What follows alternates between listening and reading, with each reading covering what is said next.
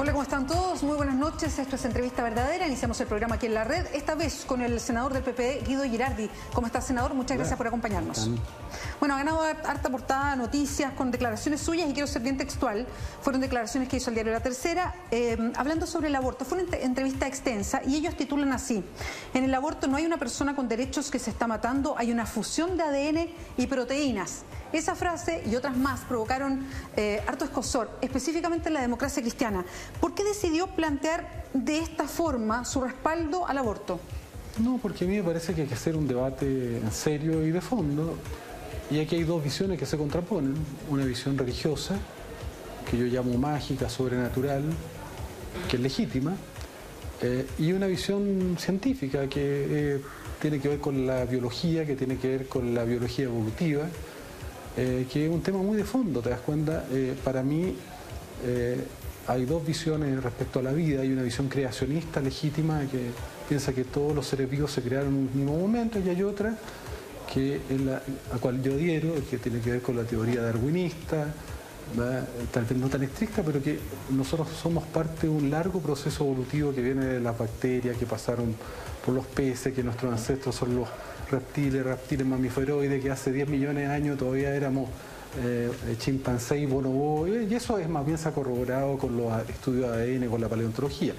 Entonces, esto tiene que ver también con eso. Yo pienso que es legítimo que tú tengas una visión religiosa, pero yo no sé si es legítimo que tú le quieras imponer a la sociedad esa visión religiosa. Un presidente francés que dijo: mira, yo soy cristiano, pero yo no le puedo imponer a la sociedad, en el marco de la discusión del aborto, no le puedo imponer a la sociedad mi visión religiosa. ¿Por qué planteé eso? Justamente por eso, porque desde el punto de vista de la ciencia, desde el punto de vista del desarrollo de la biología evolutiva, la persona, ¿cuándo comienza? Cuando, algunos están así, cuando hay corteza, cuando hay sistema nervioso central, cuando hay conciencia, cuando hay emociones, cuando hay proceso mental. Ahí empieza, uno podría decir que empieza la persona. De hecho, si tú miras acá, yo tengo todas las legislaciones europeas. La legislación europea tiene aborto abierto, o sea que nosotros no estamos discutiendo, con plazo. Por ejemplo, en Holanda se puede hacer un aborto, una mujer puede decir en cualquier momento, y la única condición que tenga menos de 24 semanas. Senador, en Inglaterra son 24 semanas. Yo le sigo lo que usted dice, súper bien, y poner este punto de vista científico. No es buscar una forma independiente que sea verdadera, digamos. Usted es un médico, entonces un hombre de ciencia, pero en una manera un poco irritante de instalar un debate. ¿Cómo va a ser irritante plantear la ciencia? ¿Cómo va a ser irritante plantear? No me refiero a plantearlo a todos los chilenos. Usted se lo plantea, pero también a los senadores de su propio sector que están en contra. Yo lo único que estoy diciendo, hay distintas visiones de cuando empieza la persona humana. No hay un consenso filosófico, hay discusiones en el mundo entero. Estados Unidos, Canadá, toda Europa se ha legislado entendiendo que la persona empieza ya sea después de las 12 semanas en muchos países, en otros 14 como Francia, España, y en otros incluso 22, 24 como Inglaterra y Holanda. Antes de eso para ellos no hay persona, y de hecho permiten la interrupción del embarazo y no son criminales. No va a decir que los ingleses son criminales porque aceptan la interrupción del embarazo antes de las 22 semanas. Lo que yo he dicho, que aquí hay visiones que son legítimas, que no se pueden imponer, porque finalmente se está usando como un subterfugio para el tema de fondo. ¿Cuál es el tema de fondo? Lo que estamos discutiendo es un tema muy preciso. Estamos discutiendo, y particularmente en el caso de violación, si una mujer que ha sido violada, que ha sido violentada en su dimensión más profunda, que yo siempre digo, la mujer tiene un derecho humano fundamental a decidir si quiere tener una relación sexual, un coito. En segundo lugar, si una mujer es violada, se viola su derecho a decidir ella si quiere tener una relación sexual. Es vulnerada en ese derecho. En segundo lugar, yo digo, una mujer siempre tiene derecho, de mi punto de vista, a decidir si acepta o no la anidación de un óvulo fecundado en su útero, porque no pueden haber embarazos forzados. Y aquí, en el caso de la violación por un delincuente, evidentemente hay una vulneración del derecho a la mujer, que está obligada a aceptar un embarazo forzado. En tercer lugar, se le impide a esa mujer tomar ella la decisión porque se la trata como un ser humano incapaz, que no es sujeto de pleno derecho, porque no tiene derecho a tomar decisiones sobre su propia vida. Otros deciden por ella. Pero el problema es el siguiente: ¿cuál es la discusión en realidad? ¿Cuál es la discusión técnica que se está dando en el Congreso? Es si esta mujer que fue violada, vulnerada en su derecho a decidir si acepta la relación sexual, si esa mujer que fue vulnerada en su derecho si acepta o no un embarazo forzado, el tema de discusión real es si esa mujer tiene que ir a la cárcel o no. Y aquellos que están contra el aborto terapéutico lo que están planteando es que esta mujer, que es una víctima, que ha sido atropellada, arrollada en su dignidad más profunda, que más encima tiene que aceptar un embarazo forzado, si decide interrumpir eso, y para mí el derecho a interrumpir eso es un derecho humano, ellos dicen, no, esa mujer tiene que ir a la cárcel, hay que castigar a la víctima. Y el punto es ese, si aquí lo que estamos hablando, en realidad, el debate legislativo es si tú vas a mantener la sanción penal para esa mujer en esas circunstancias. Sí, por eso se habla de despenalizar el aborto. Y yo te quiero decir otra cosa. Es muy importante que se entienda que nosotros no queremos los abortos. Para mí, ojalá nunca hubiera un aborto, nunca, que ninguna mujer tuviera que someterse a esa situación que yo lo considero extrema.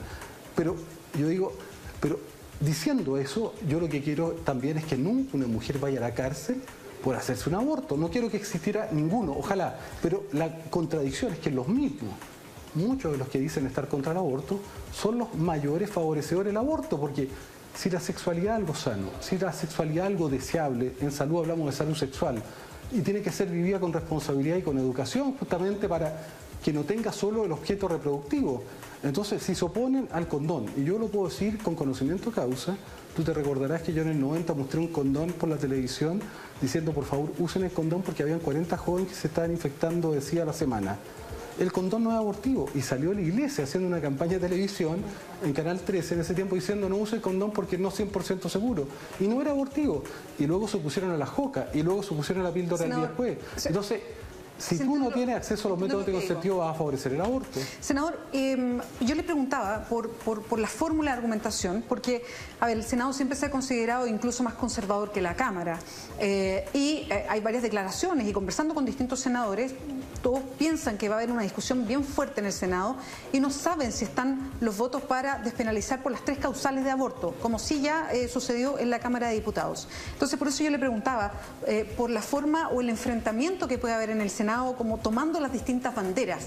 ¿Por qué se lo pregunto? Porque de hecho se hicieron hartas concesiones para varios diputados de la democracia cristiana para que pudieran darle su visto bueno al proyecto. Incluso una causal estaba con riesgo de caerse, como era la de violación, y es por eso que se hicieron una serie de medidas del acompañamiento, en fin. Por eso le pregunto, si estas declaraciones suyas, que tiene todo el derecho a hacerlas, si yo no digo eso, no encarajina un poco más la discusión en el Senado, no hace que cada uno tome sus banderas y se atrinchere en su propia zona. Mira, yo fui parte de ese acuerdo, estuve en esa reunión en la Cámara de Diputados donde se produjeron esos acuerdos, yo facilité el acuerdo, bajamos la edad que se había establecido para justamente establecer la posibilidad de interrupción del embarazo de violación.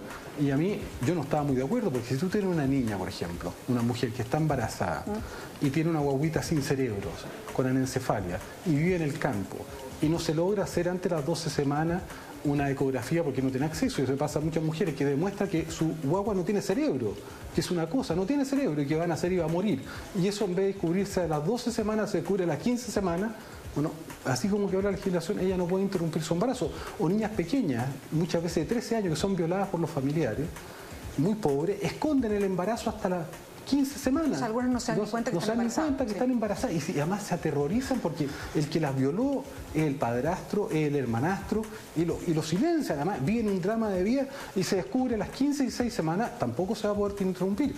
Por eso yo decía, eso nosotros tuvimos que aceptar esa condición que yo creo que es bastante lamentable, pero la aceptamos en pos justamente de esto. Ahora, ¿cómo no se va a poder discutir en un congreso en este país un debate que desde mi punto de vista es científico? Yo no quiero provocar a nadie, pero a mí me parece increíble que la senadora Alvear haya hecho una carta contra mi postura. A mí no se me ocurriría suscribir una carta firmada por varios. No solamente ella, Andrés Saldívar, el senador, dijo, usted estaba hablando del aborto libre. Está bien, pero por último es un comentario, pero hacer una carta ya con varias personas firmando, a mí no se me ocurriría suscribir una carta contra algo que diga Soledad Alvear. Yo puedo decir, mira, al menos puedo decir no lo comparto, pero ¿cuál es el punto acá? Que hay en la sociedad chilena legítimas distintas posiciones. Yo no le puedo imponer a nadie que si enfrentado a una situación de violación tiene que interrumpir su embarazo. Al revés, si una mujer violada decide llegar a término con su embarazo, yo la voy a apoyar, le voy a decir que bueno, yo la apoyo, la acompaño, la tiene que ayudar el Estado y qué bueno que usted toma esa decisión. Pero al mismo tiempo, con la misma fuerza, yo quiero apoyar a otra mujer que toma una decisión contraria, porque yo lo que estoy aquí apoyando es si la mujer es un sujeto de derecho pleno o la vamos a reducir a una cosa, senador, o la vamos a reducir a un ser incapaz que no puede tomar decisiones sobre su propia vida. Senador, y si más encima la vamos a condenar a la cárcel. Me voy a ir a la pausa, pero quiero cerrar este tema porque después vamos a pasar a otro. Solamente para preguntarle, a propósito de lo mismo que usted dice, aquí hay varios temas de fondo que se están tratando y uno de ellos son los derechos de la mujer, en este caso, de reconocerla como sujeto en una decisión como esta. En ese sentido, ¿cómo están las fuerzas en el Senado hoy día? ¿Se aprobará en el Senado el aborto, la despenalización en 3 causales? Mira, Chile tuvo una legislación de aborto terapéutico de 1933 sí, que se revisó en el gobierno Frei Montalva, gobierno moravistiano. Por tanto, es una verdadera regresión. Yo he puesto esto en el contexto que esta lucha que están dándose por la libertad de la mujer, el derecho de la mujer a ser tratada como persona.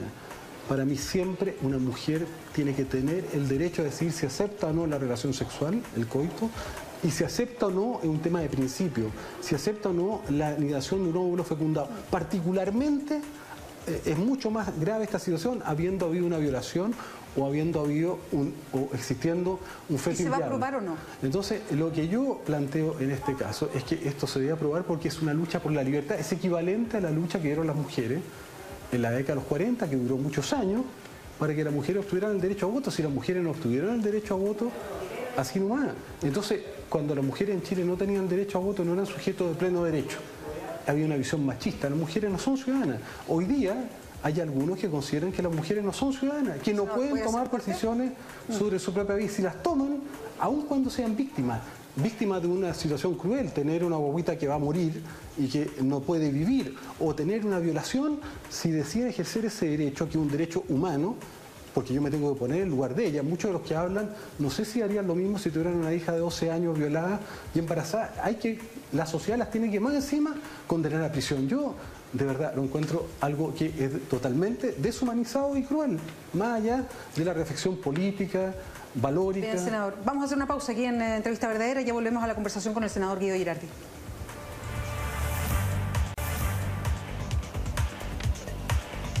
Sigue esa Entrevista Verdadera, estamos conversando con el senador del PPD, Guido Girardi. Senador, y vamos a cambiar de tema, pero usted quiere mostrar una lámina.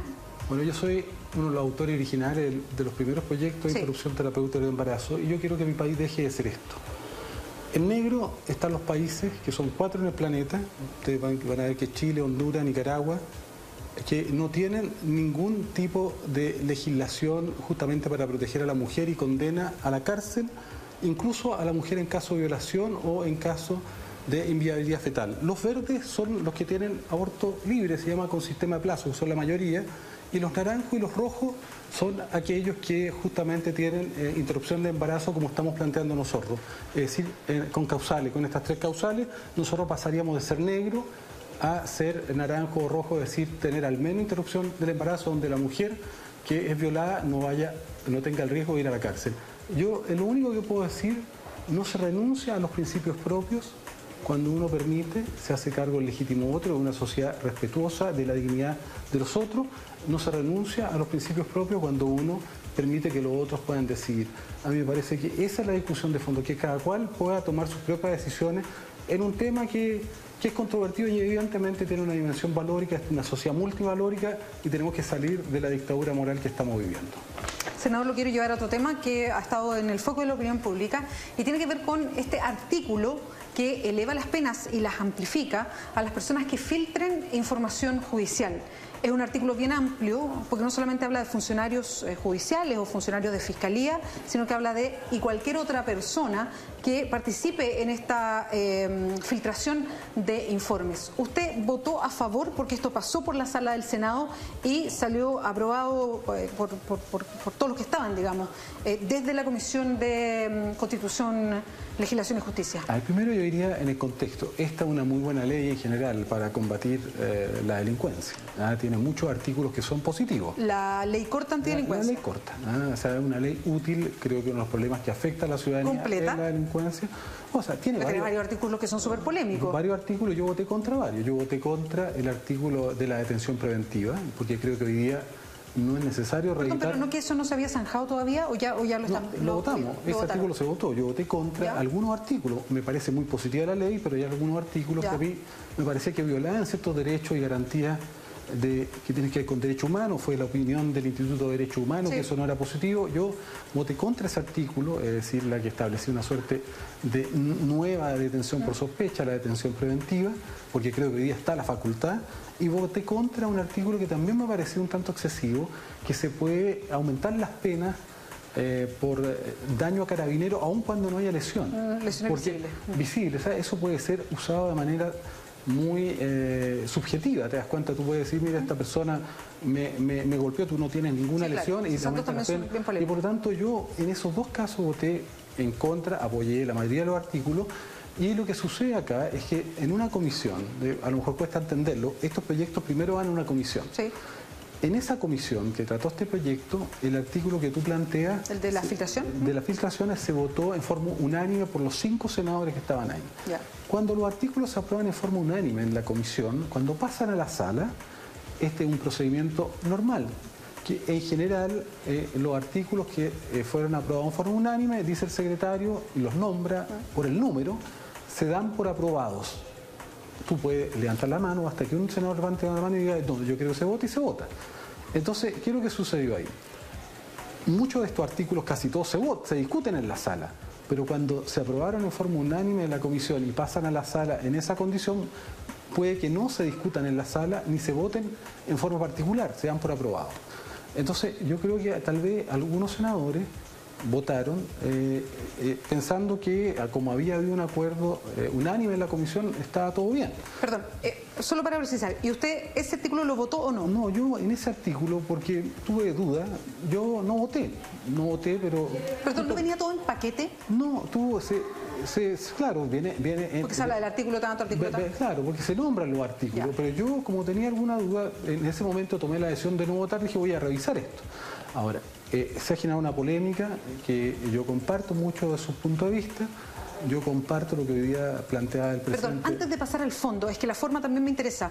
El senador Alejandro Guillé dijo que le pasaron un gol, y lo mencionó así, y eso parece bien irresponsable cuando se dice, la verdad no lo vi, no me fijé, nunca lo leí. Por eso yo pienso que... ¿Puede pasar? ¿Puede ser una explicación de un senador? No sé, yo creo que Alejandro es un senador muy serio, no, muy claro, yo lo conozco mucho, le tengo mucho respeto, mucho cariño también. Pero puede ser que ocurra una situación así, pues son tantos leyes que se van aprobando, tú no estás en todas las comisiones, tú normalmente... Usted tampoco lo leyó, digamos. O sea, yo tenía la información y por eso cuando esto llega, yo no había participado en el debate, en la discusión de fondo.